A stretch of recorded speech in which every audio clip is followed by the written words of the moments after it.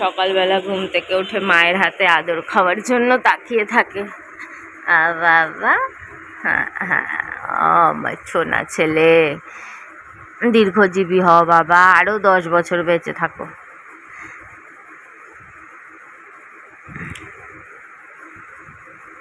আমার আয়ুও তোমার লেগে যাক সোনা। কোথাও গেলে আমার রাস্তায় ডগি দেখলেই হলো, খালি বুনোর জন্য মনটা যে কিরম করে আমি বলেও বোঝাতে পারবো না। এই যে কোন টান, আর কি বাজে টান, কি আর বলবো। সত্যি কথা বলতে এরম তো মনে হয় আমার এতটা আমার মানুষ ছেলে মেয়ের জন্য হয়নি কখনো। এর জন্যই মনে হয় আমার ঠাকুমা পিসিরা বলতো যে জন্ম দেওয়া সন্তানের চেয়ে নাকি পালিত সন্তানের মায়া বেশি।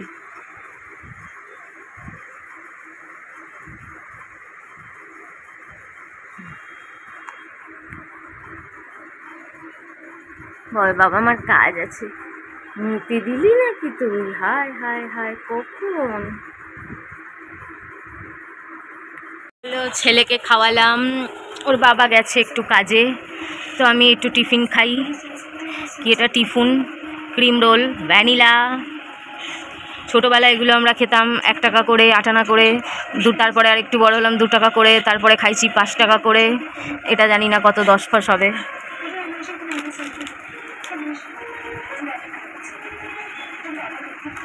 10 টাকা আদে না। দেখো আমি বুনোর বাবার টাকা রোজ বাঁচাই। আজকে রাতে ম্যাগি আর 2টো ডিম দিয়ে, মানে ম্যাগির উপরেই জলের মধ্যে ডিমের যেরকম পোচ করে, জল পোচ তেল ছাড়া, মানে ওই ম্যাগিটার উপরেই পোচের মতন করে নেব আমি যেরকম করে করি। মাছ টাছ সবই আছে, তরকারি ফ্রিজে ঢুকিয়ে দিয়েছি। মাছ হেভি, মাছটা এই বড় মাছগুলো হেভি হয়, বড় তেলাপিয়া, কি তেল। 4-5 পিস মাছ রয়েছে, ও বুনোর বাবা একটা খাবে আর বাকি থাকবে। বুনোর বাবার পয়সা বাঁচাই আমি, এটা খেয়ে নিই। সেই পয়সা আমি 50 টাকা বুনোর বাবার দিয়ে ঝেড়ে নেব, ঝেড়ে না চেয়েই নেব। চলো, একটা রেখেই দিলাম, একটা দিয়েই বানাবো। তার মধ্যে একটু পেঁয়াজ টমেটো বেশি করে দিয়ে দিয়েছি। 2টো ডিম আছে, ও তাতেই কাফি। দুর্গাপুজো মাত্র 3 মাস বাকি, দেখি যদি 4-5 কিলো ওজন কমানো যায় পেট দিয়ে একটু, তাহলে একটু ভালোই হয়। পেট কোমর দিয়ে একটু চর্বি যদি কমে, তাই একটু কমই খাই। তারপরে তো আমার আবার একটু মিষ্টি জিনিস খাওয়ার রোগ আছে, তাই একটু ব্যালেন্স করছি। তাই এখানে কমিয়ে ওখানে একটু, মানে যাই হোক যেভাবে হোক একটু ব্যালেন্স করার চেষ্টা। বুনোর বাবা আমার জন্য দামি দোকানের মিষ্টি নিয়েছিল, অন্নপূর্ণার ঘিয়ের মিষ্টি। ভুল করে অটোতে, এই তো এলো 11টার সময়, ভুল করে অটোতে ফেলে চলে এসছে, আবার সস্তা দোকানের মিষ্টি কিনে নিয়ে আইছে। তো যাই হোক, আবার মাখা সন্দেশ কোথায়, ভাবলাম ঘিয়ের কাজু বরফি খাবো আর মাখা সন্দেশ, চলো তাই খাবো। ওই যে ডিমটা দেখো, একটা দিয়েছি, ব্যাং একটা দিয়েছি, একটা রেখে দিয়েছি। বিষম খায়, বোঝো কাণ্ড। বুনোর বাবা অর্ধেক খেয়ে কম করে দিয়েছে, তো আমি বলছি দৌড়, আর ভিডিও করা যাবে না নে, ভিডিও করা যাবে না নে। তো বুনোর বাবা জল খেতে, আবার আমি বলছি যে না না, ভিডিও আমার রক্তে মিশে গেছে, ভিডিও তো করতেই হবে, অর্ধেক থাকুক আর যাই থাকুক। তাই শুনে বুনোর বাবা বিষম টিসম খেয়ে জল খেতে বিষম খেয়ে গেছে।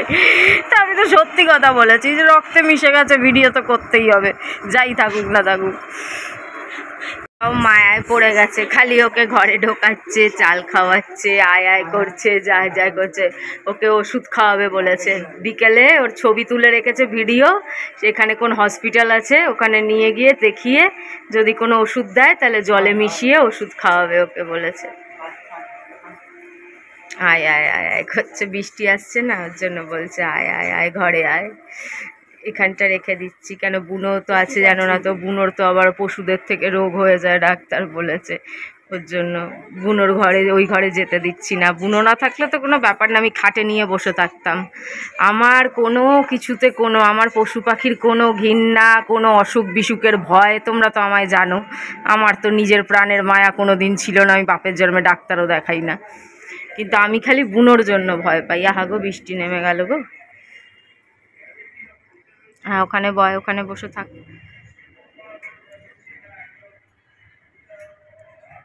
নিয়ে যাবে বলে খেতে দিলাম, সব খেয়ে পালালো, কেউ ওকে নিয়ে গেল না। দেখো আবার দুপুরের টাইমে আবার চলে এসছে, আর ও বেচারা ওখানেই বসে আছে। ওকে 1 ছিটা দই ভাত দিয়েছি, কিন্তু দই ভাতও খাচ্ছে না, কি জ্বালা।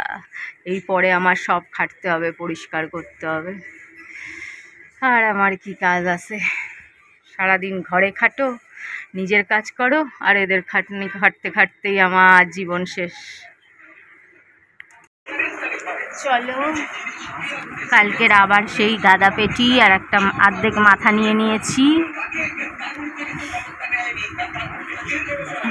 উচ্ছে, আলু, কুমড়ো, পেঁয়াজ, কাঁচা লঙ্কা, বটি, এটাকে আমরা বটি বলি, একটু পেঁয়াজ আর লেবু।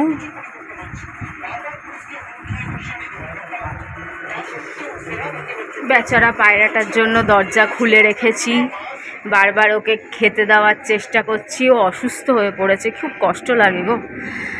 মানুষ বলো পায়রা, আহা গো আবার ওখানে গিয়ে বসে আছে। মানুষ বলো পায়রা বলো, এদের একবার যদি অসুস্থ হয় জীবনটা কীরকম হয়ে যায়, কেউ পাত্তাও দেয় না, কেউ তাদের নিয়েও যায় না। বেচারার জীবনটা এখন, যতক্ষণ জীবনটা থাকছে ততক্ষণ বেচারা কত কষ্ট পাবে বলো তো। একা একা এরকম ভয়ে ভয়ে বেঁচে থাকা কত কষ্টকর, খারাপ লাগে, কি করব।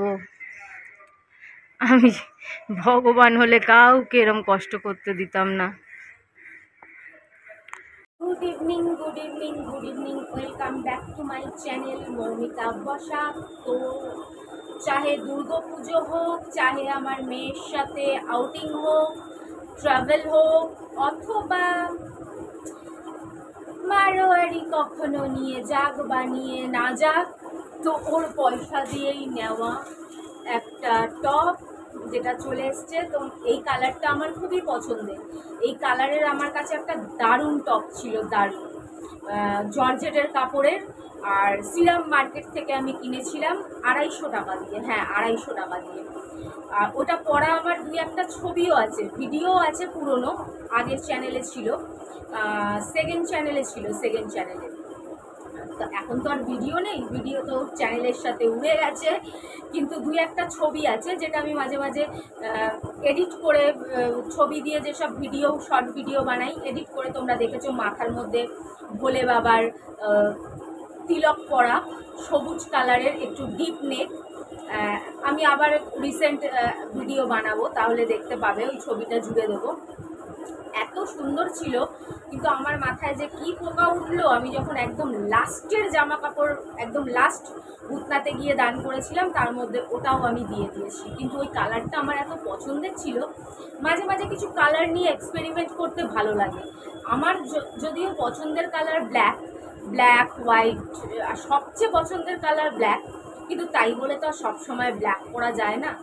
সমস্ত কালার নিয়ে ঘাটাঘাটি করতে হয়, সমস্ত কালার নিয়ে এক্সপেরিমেন্ট করতে হয়, সমস্ত কালারই পরতে হয়। যে এখন যেমন আমি একটা পিচ কালার পরেছি, ব্লু পরি, পিচ পরি, রেড পরি, সবই পরি। তো আমি এবার ঠিক করেছি, পুজো হোক বা ঘুরতে যাই বা যেখানেই যাই, আমি এবার নানান রকম কালার কিনবো। যেই কালারগুলো পরা হয় না, খুব কম আছে আমার কাছে, সমস্ত কালার কিনবো, কোনোটা বাদ রাখবো না।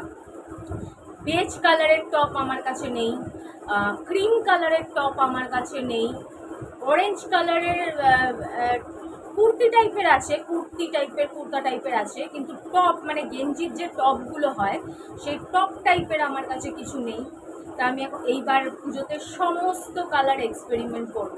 তা এটা হচ্ছে নিয়ন গ্রিন, যেটা এক টাইমে মারাত্মক ট্রেন্ডিং হয়েছিল। লোকে নিয়ন গ্রিনের জুতো, নিয়ন গ্রিনের টুপি, নিয়ন গ্রিন সব কিছু পরতো। তো আমি একটা নিয়ন গ্রিনের টপ নিয়ে নিয়েছি, যেটা আমার পড়েছে 170 রুপিস। আর এটাই যদি আমি অনলাইন পেমেন্ট করতাম, তাহলে পড়তো আমার অনলি 150 টাকা।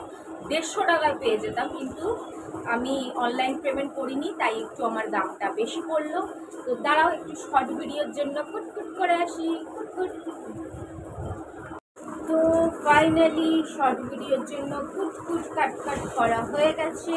তো দেখে নাও, নিয়ন গ্রিন, নিয়ন গ্রিন।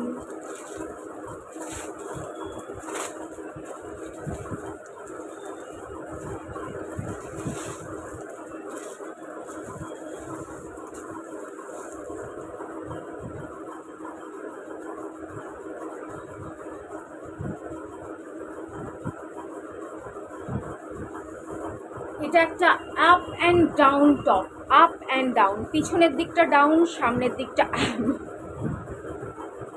না না না না না না, সামনের দিকটা ডাউন, পিছনের দিকটা মানে সামনের দিকটা একটু বড়, পেছনের দিকটা একটু ছোট, ভি টাইপের করা।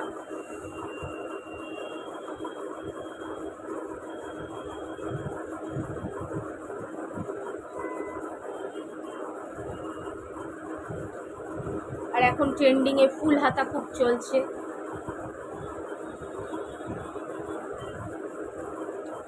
আর সামনে দেখো তিনটে এরকম তিনটে দাগ আছে, আমার পছন্দের সংখ্যা 3। আর এটা আমি নিয়েছিলাম এল সাইজ। এল সাইজ তো কোথাও লেখাই নেই, ট্যাগ ম্যাগ কিছুই দেয় না। আমি নিয়েছিলাম এটা সাইজ লার্জ। কেন, এগুলো স্ট্রেচেবল থাকে, টানছি না, টানলে ঢিলা হয়ে যাবে।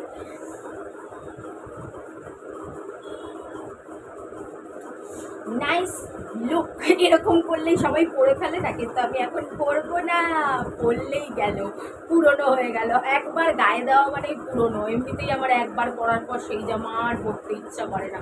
এই যে কোন বড়লোকি নেশা, কিন্তু এই বড়লোকি নেশার জন্য পয়সা তো থাকে না আমার কাছে, কিন্তু নেশাটা আছে, নেশা মরলেও যায় না। চলো টাটা, লিঙ্ক পেয়ে যাবে শর্ট ভিডিওয়ে। Bye bye.